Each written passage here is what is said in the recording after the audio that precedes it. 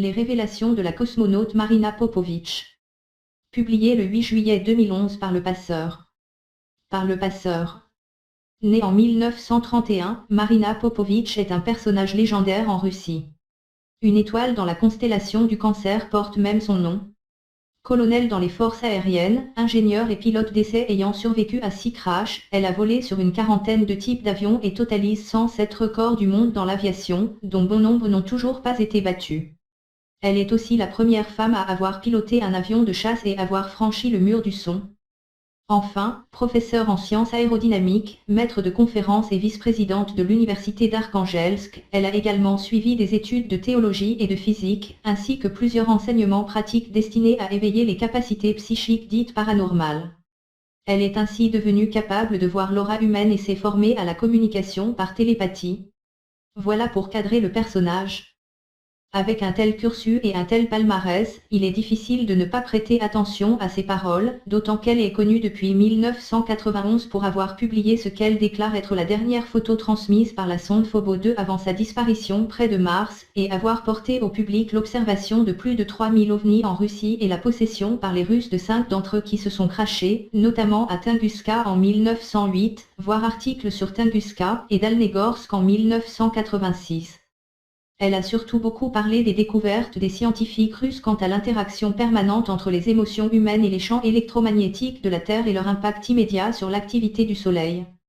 Elle a notamment évoqué la présence de zones obscures dans ces champs, par exemple sur les pays où la guerre faisait rage, comme l'Irak. Selon elle, les scientifiques estiment que le chaos émotionnel humain perturbe énormément la Terre, qui réagit de plus en plus violemment à cette saturation. Ce qui doit être porté à la connaissance des populations et doit absolument déclencher un changement radical de tous nos comportements. Il est à noter que bien des révélations sont faites depuis quelques années par des personnalités issues du monde militaire, notamment des astronautes et des hauts gradés russes et américains. J'ai du mal à penser que ces fuites soient autorisées s'il n'y a pas une volonté sous-jacente d'une faction au moins de ceux qui exercent des pouvoirs dans ce domaine que cela soit su. Par ailleurs, ce changement de communication reste timoré et la médiatisation grand public reste faible, voire même nulle dans certains pays comme la France. Le fait que ces révélations existent peut vouloir annoncer la fameuse divulgation quant à la présence extraterrestre que beaucoup espèrent et pour laquelle ils luttent depuis des décennies. Mais on ne peut exclure qu'elle puisse encore servir une manipulation des marionnettistes de notre monde dans le but de conserver le contrôle dans une situation nouvelle, où des événements majeurs et contre lesquels ils ne peuvent rien, auront eu lieu. En attendant de vivre le scénario à venir, voici une intéressante interview de Marina Popović, réalisée pour le journal espagnol Planète Urbaine. Pendant la guerre froide, la Russie a donné une grande importance à l'étude du domaine paranormal. Vous avez fait des découvertes importantes sur la grille énergétique de la planète ainsi qu'un champ d'enregistrement psychique qui entoure la Terre. Comment cela fonctionne-t-il ? Les études réalisées à Moscou ont déterminé que la planète est entourée d'un immense réseau énergétique, un tissu d'énergie qui possède une distribution de formes géométriques. La géologie des continents répond au schéma directeur énergétique de cette grille. Toute la structure de ce que nous connaissons comme l'univers physique s'ordonne selon des schémas géométriques déterminés. Ceci est connu sous le terme de géométrie sacrée. Par ailleurs, en 1958, le professeur Bernatsky a découvert une sorte d'anneau qui enveloppe la planète et qui contient un champ d'énergie dans lequel sont mémorisés des registres de toutes les formes de vie et de l'histoire de la planète. Il a été découvert que ce champ d'énergie ne se situe pas sur un plan physique. Nous avons été capables de détecter cette bande et de la lire avec des instruments scientifiques et en utilisant des médiums entraînés à le faire. Nous avons ainsi découvert que ce champ est un tissu éthérique chargé d'émotions. C'est pourquoi il est nécessaire de contrôler nos passions. Chacun de nous a le pouvoir d'affecter ce champ de manière positive ou négative.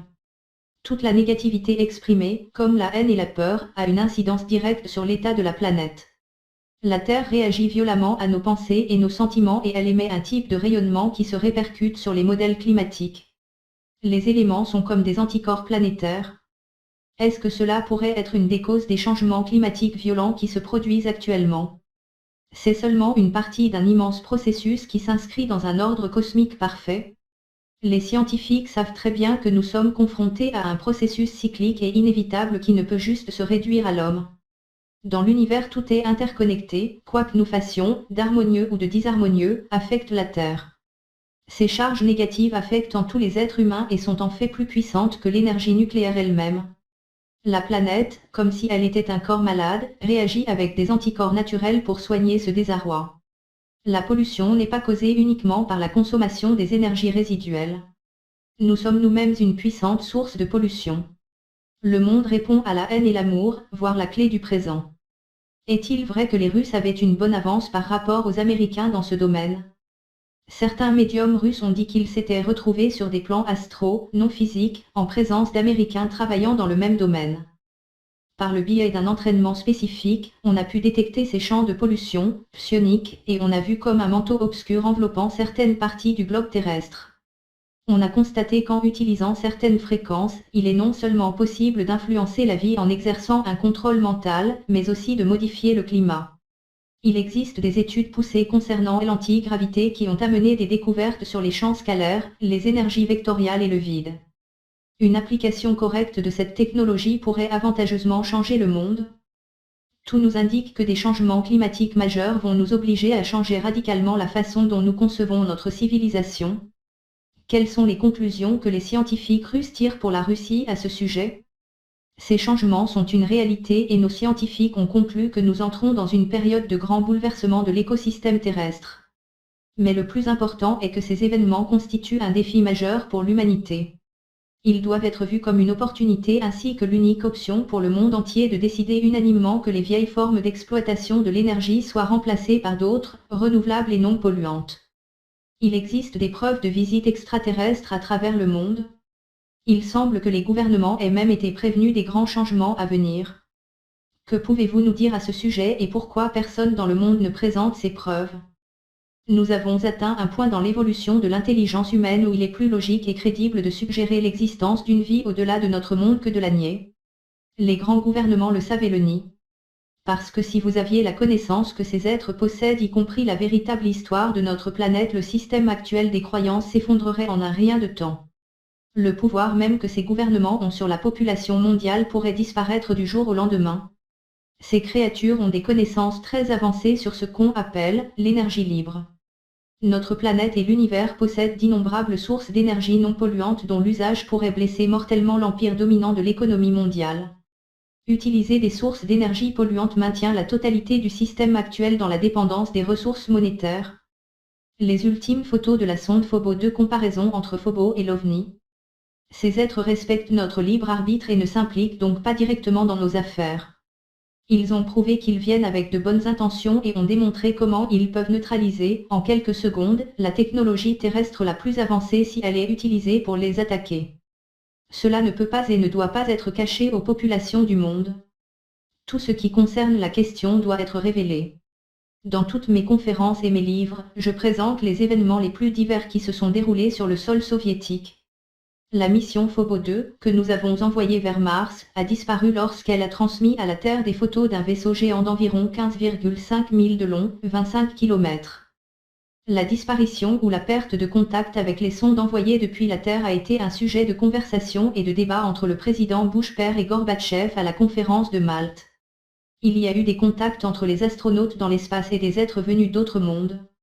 Je suis convaincu que très bientôt quelque chose va arriver sur la planète qui va obliger ces êtres à se présenter massivement dans notre monde pour nous aider. Et ce sera l'événement le plus important de l'histoire moderne. Interview réalisée pour Planeta Urbano, traduction Le Passeur, juillet 2011. Phobos 2